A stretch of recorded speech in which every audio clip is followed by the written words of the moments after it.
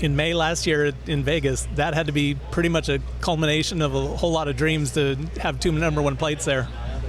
It's probably the most nerve-wracking week of my life, but yeah, it was. I mean, I was, like I said earlier, I was really happy for not only Husqvarna and Rockstar. You know, Rockstar's been with me for so long, and you know, it was the first 450 championship for Husqvarna. So, but for me personally, yes, it was very exciting. But you know, just looking around, seeing the guys and everybody, it was just, you know, how many times in a lifetime is that going to happen? I think we were talking about it one time, and I think that we were at first we thought, well, that's the first time it's ever happened, but then we remembered, of course, Roger done it, and but no, it was good for everyone. If that was the high, you know, about 3 rounds into the outdoor season, it kind of turned around rather quickly. That was bad. You know, that was a rough couple of weeks. I mean, I had everybody saying congratulations a couple of weeks earlier, and then they're like, man, talk about bad luck. It was bad luck. But no, it was, you know, it was a rough one. I mean, the guys, you know, Phil came in and did a great job for us. I've known Phil for forever, and he was fun to have on the team. And 250 guys, you know, they improved as the season went on, and Harrison got a podium, and Phil got his first podium. I didn't realize that. I thought Phil had been on the podium before, but that was actually his first podium, and the same way with Harrison. So we still had some bright moments, but it was I tell everyone it was the way that I justify it anyway, was it was a really, really good season that could have been a great season or a once-in-a-lifetime season. A little leaner, meaner roster this year. Yeah. We, you know, like everybody else, you have budgets, and which if anyone understands, I understand the financial side of it and stuff like that. And, you know, it costs a lot to go racing. And it's really nice when you have success, but success comes at a price. And so, unfortunately, I don't have the number of riders that I would personally like to have, but I fully understand it and support it. And, you know, I've had 100 conversations with Dean. I love it. I know the family, I love them, and you know, I've known Dean since when he was actually 4 foot tall and not 7 foot tall. But I mean, unfortunately, injuries part of this, and budgets and financial cuts and things that you have to do. And so, you know, he'll be the first person I'll call if something goes on. But you know, it's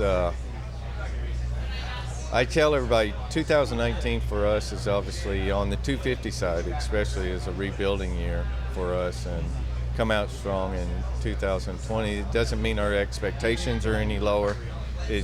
But I mean, reality is I've got 2 guys that have never been on a supercross track, and 1 who has 6 races underneath his belt. So, you know, might be a little tough to win a championship, but hey, we're going to line up just the same. And, you know, as long as the guys keep progressing and things like that, I'm a huge numbers guy.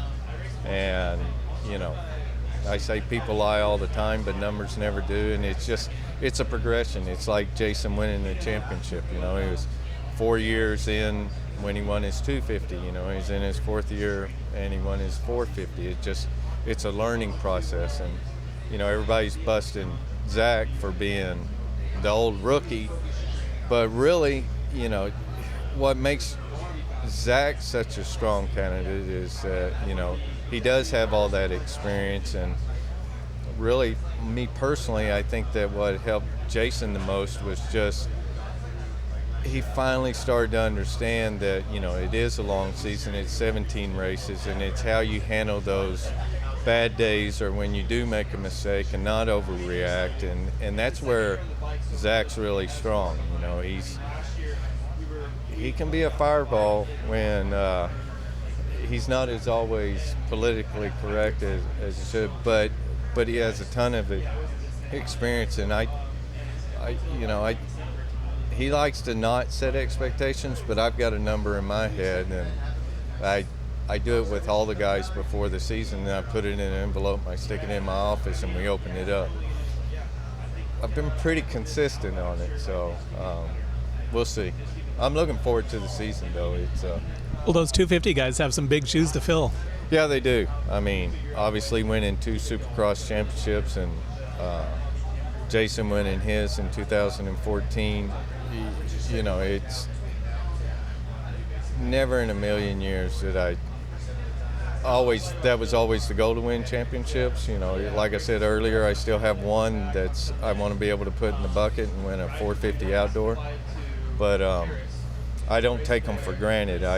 If anything, I have much more respect for those who have won them in the past and understand the obligations that go with it and how much hard work. So you need a little luck, you got to have good equipment, and you got to have a good supporting cast and sponsors, and obviously you got to have some talented riders. So Jason says he doesn't like always having the obligations that come with being number one. How much do you have to put your foot down? Today was a big day. No, it's like, obviously everybody knows I manage a little different than everybody else. I like to let the guys be who they are. I tell them I love them just as much on their bad days as I do their good days, but I don't like putting anybody in a box. I hate when people, this is how you got to be in this politically correct way, and give them a little more rope. Give them a little more rope, and some you got to be a little tighter than others, but we pretty much, Zach and Jason, those have been with me for a while, and having the photo shoot today, I was like, and I was in a bad mood on Friday. I mean, I was in a bad mood. So I sent out an email, and I was like, look guys, I am not in the mood for it, and I'm not taking any shit from anybody. You better have your truck clean, your hair cut, and clean shaved on for the photo shoot, because I'm not in the mood. And so it was, everybody showed up, everybody was good, and I said, you need to be professional athletes like you're paid to be. But on the obligation side, I mean, it's part of it. It's part of learning. Jason obviously understands now, the commitment that comes with that. But like all of them, they just want to ride their dirt bike, and they want to go racing. Those two guys, Jason and Zach, they'd race every weekend if I'd let them. And I mean every weekend. Zach loves to train. Jason just loves racing. But it takes time, and you got to understand. I mean, yeah, he may be 22, 24. Zach's a little older at 29. I think that's what makes him so good, is that he understands that he understands the bigger picture and the commitment, and I never have a problem with him. I can ask him to do an interview, no problem. But and Jason's learning on it, but some learn quicker than others. Well, you've also got a 22-year-old rookie. And yes. How long had you been working on that deal? That deal, in all fairness and truth, has been signed and sealed for over a year. How long had you been chasing him? Thomas, a while. I tried getting him to come back a year earlier than that, and obviously I've known Thomas for a long time, and his family, but I'm glad he's here, so it'll be good. I mean, he's done a great transition. He's actually adapted quite better than what I expected on the Supercross track, never being on it, but he's a fast learner. Mosman has really improved this year. I mean, I'm really happy with his progress, and I just want Bailey to get through it safe, and and I've told